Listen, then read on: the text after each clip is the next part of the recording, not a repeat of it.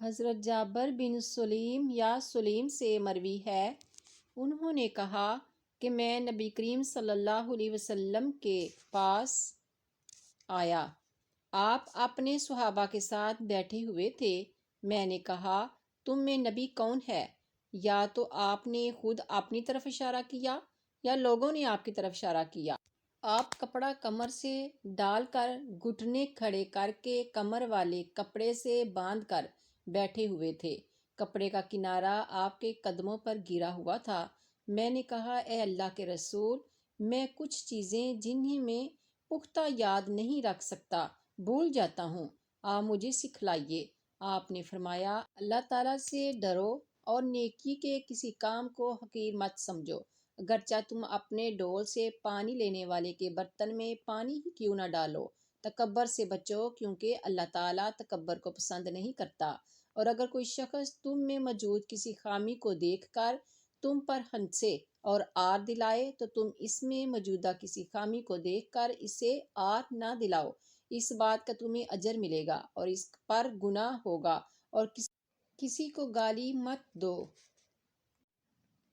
حضرت جابر رضی اللہ تعالیٰ عنہ سے مرفوعاً مروی ہے، اللہ تعالیٰ کو سب سے پیارا کھانا وہ لگتا ہے جس میں کھانے والے ہاتھ زیادہ ہوں۔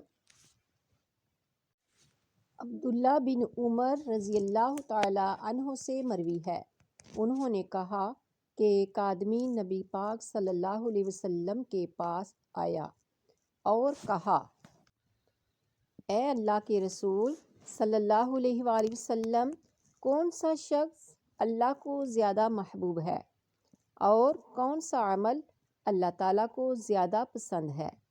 اس پر رسول اللہ صلی اللہ علیہ وسلم نے فرمایا، لوگوں میں سب سے زیادہ محبوب اللہ کے نزدیک وہ شخص ہے جو لوگوں کو سب سے زیادہ نفع دینے والا ہو، اور اللہ کو سب سے زیادہ پسندیدہ عمل وہ خوشی ہے جو مسلمان کسی دوسرے مسلمان کو دے دے، یا اس سے مصیبت کو دور کر دے، یا اس کا قرض ادا کرے، یا اس کی بھوک ختم کرے۔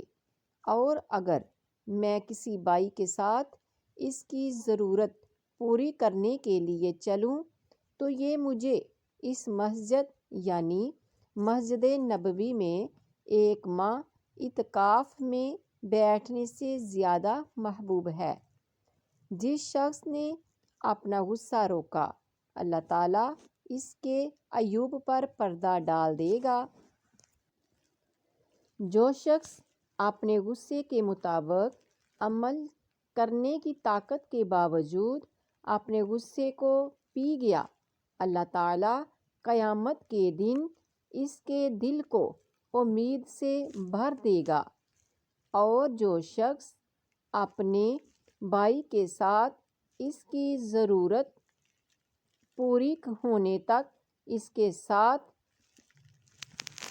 چلا تو اللہ تعالیٰ اسے اس دن ثابت قدم رکھیں گے جس دن قدم ڈگمگا رہے ہوں گے، یعنی قیامت والے دن۔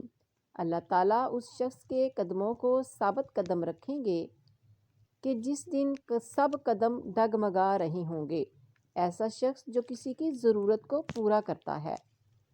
اور پھر فرمایا، اور یقیناً بد اخلاقی عمل کو خراب کر دیتی ہے جس طرح سرکہ شہد کو خراب کر دیتا ہے۔